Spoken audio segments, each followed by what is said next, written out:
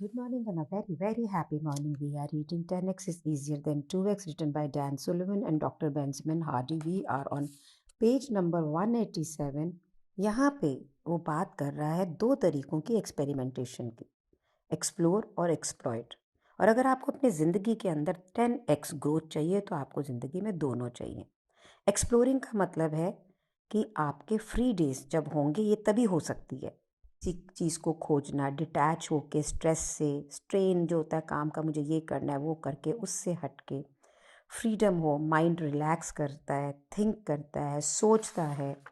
ऐसी फ्लो को, जो ये रिकवरी फ्लो होता है या इसको कायरो रिकवरी कहते हैं। तो एक्सप्लोरिंग का मतलब क्या है? नई चीज़ों को सीखना, किताबें पढ़ना, आइडियाज़ को स्टडी करना, अपने हो सकता है जिस डिसाइपल में अभी आप, जिस डिसिप्लिन में अभी आप हो, मतलब जो भी आप कर रहे हो उससे भी थोड़ा सा बाहर निकल के, जो भी आप अभी कर रहे हो उससे बाहर निकल के नई अपॉर्चुनिटीज़ को देखना और ऐसी चीज़ों को इवेंचुअली आइडेंटिफाई करना जिस पे आप कमिट करेंगे और जिसे आप एक्सप्लॉइट करेंगे। तो एक्सप्लॉइटिंग का मतलब क्या है? ये कब होता है? On focus days.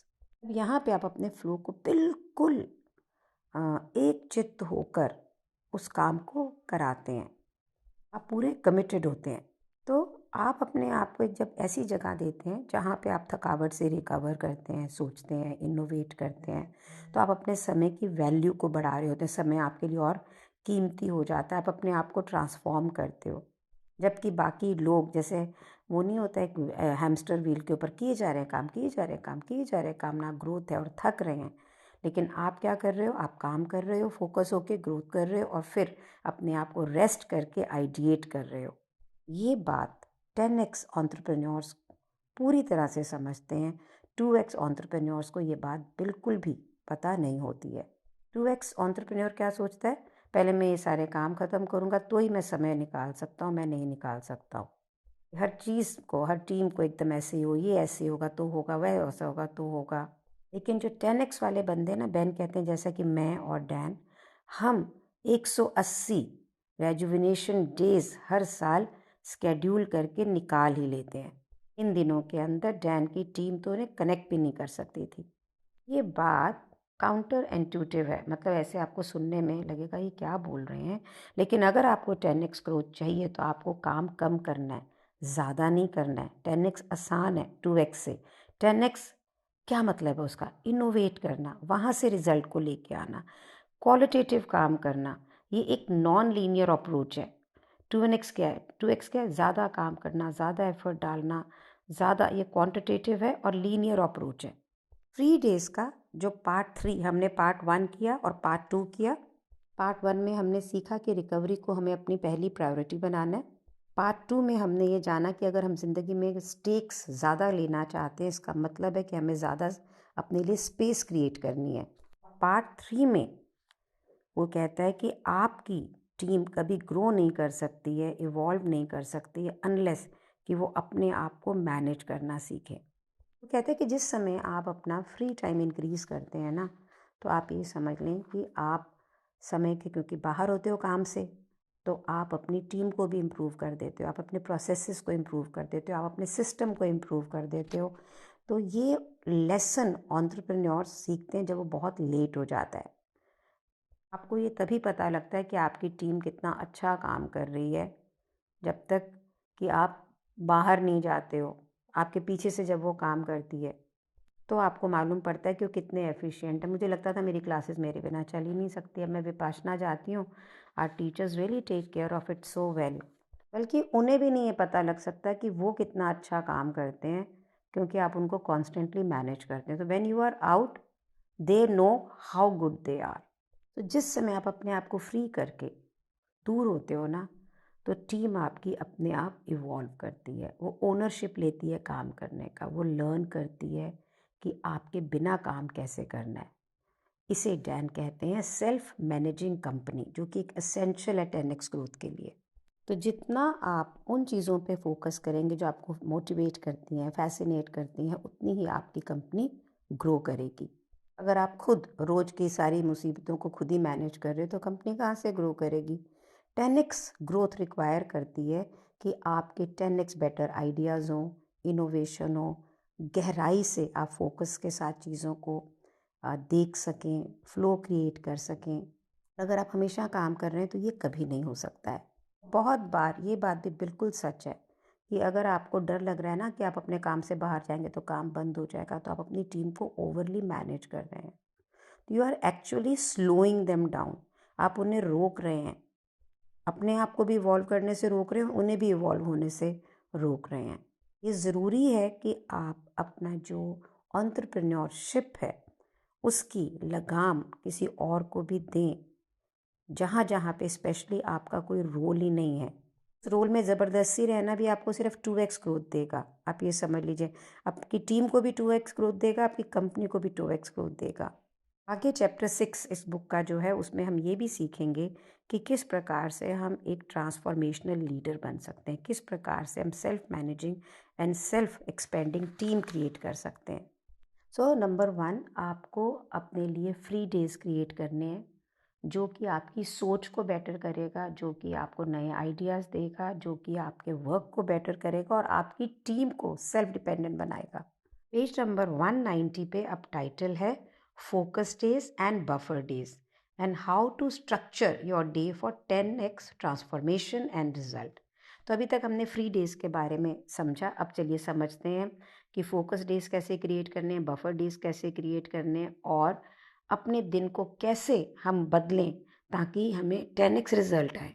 जैन साल के अंदर बहुत टाइम तक 90 से 95 दिन फोकस और बफर मानता था, और अब जैसे जैसे वो हु नॉट हाउ हमने ऑलरेडी किया था कि कौन काम करेगा कैसे की जगह, उसको अप्लाई करते हुए अब उनके जो वर्क डेज हैं वो अराउंड 150 हैं। अब ये फोकस डेज बन गए हैं। फोकस डेज के अंदर वो अपने एंटरप्रेन्योर क्लाइंट्स को कुछ कोच करते हैं, नए टूल्स क्रिएट करते हैं, नए मॉडल्स क्रिएट करते हैं, कोलैबोरेट करते हैं अपने पॉडकास्ट और दूसरे प्रोजेक्ट्स के लिए। फिर उसकी जो टीम है वो सारी इस प्रेपरेशन को तैयार करती है।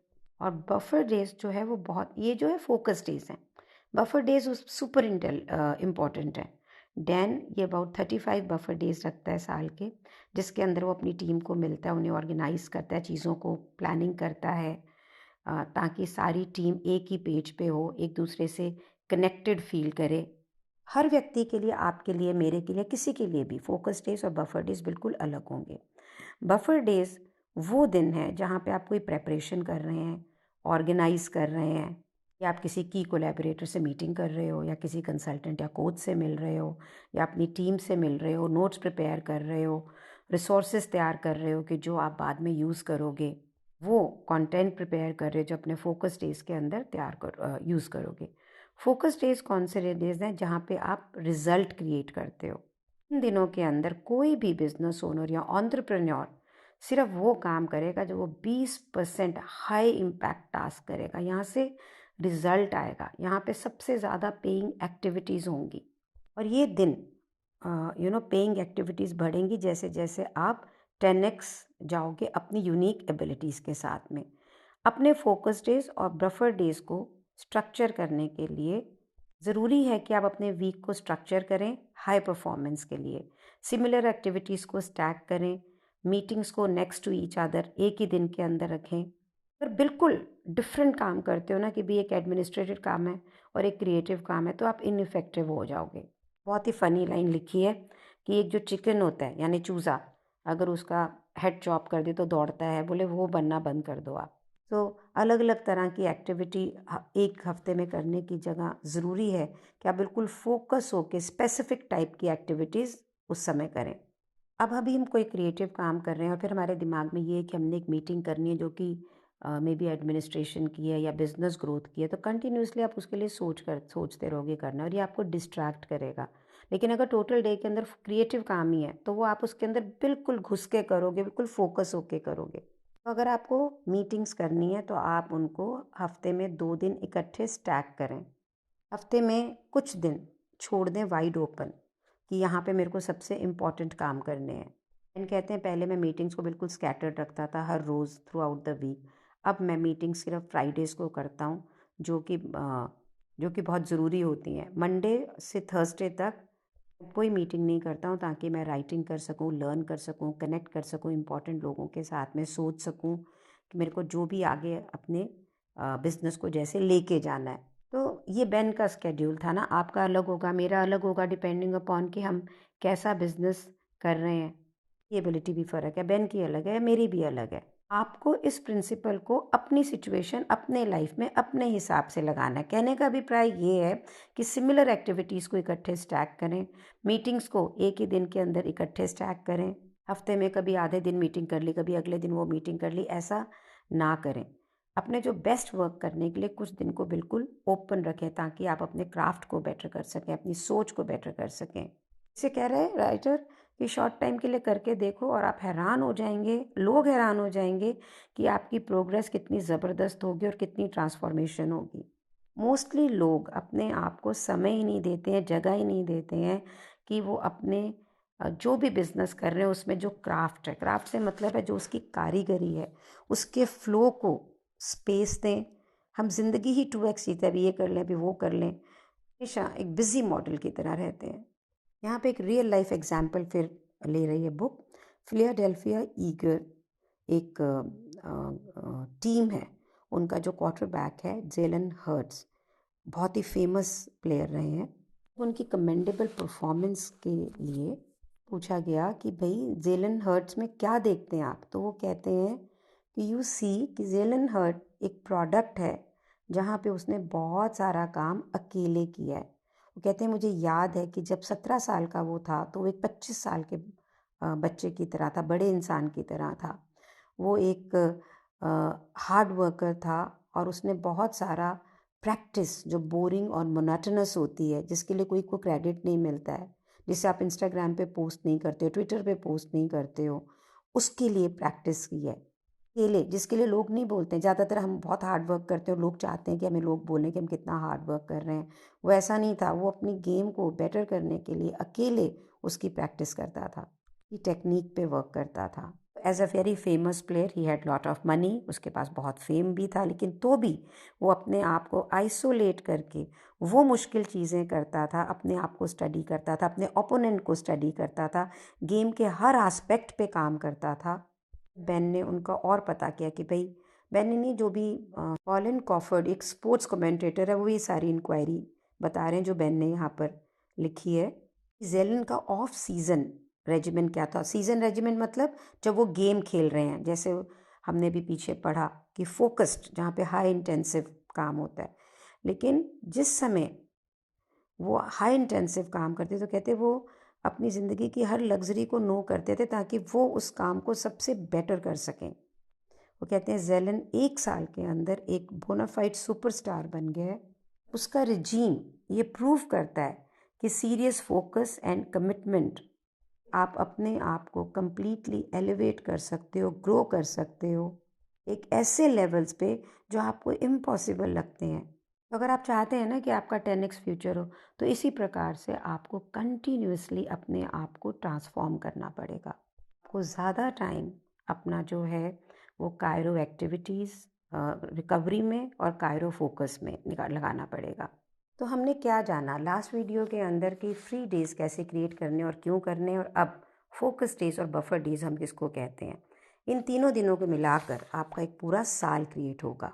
नेक्स्ट ऑडियो वीडियो में इस चैप्टर का लास्ट हम पढ़ेंगे और ये समझेंगे कि हमको पूरा साल प्लान कैसे करना है। तब तक आपने, आई एम वेरी श्योर कि अपने फ्री डेज़ बना लिए होंगे। अब आप अपने फोकस और बफर डेज़ भी बनाओ कि आप उसमें क्या काम करेंगे, and then take the life further. So आप अपनी टीम के साथ, अपने फैमिली के साथ में ये सारा अपना प्रोग्राम शेयर करें, बैठ के बनाएं, क्योंकि जिस वक्त आप अपने फ्री डेज़ में होंगे, अपने आप को रिलैक्स कर रहे होंगे, तो रिलेशंस पे भी काम कर रहे होंगे, तो उनका इसमें पार्टिसिपेट करना बहुत ही ज़रूरी है। टीम का आपके साथ में होना ज़रूरी है ताकि आप अच्छे बफर डेज़ क्रिएट कर सकें। So make it really fun. Won't that be nice? Do like, share and subscribe to the channel. Share it with all these audio videos with your team. And thank you so much, so much, so much for being in my life. Thank you so much.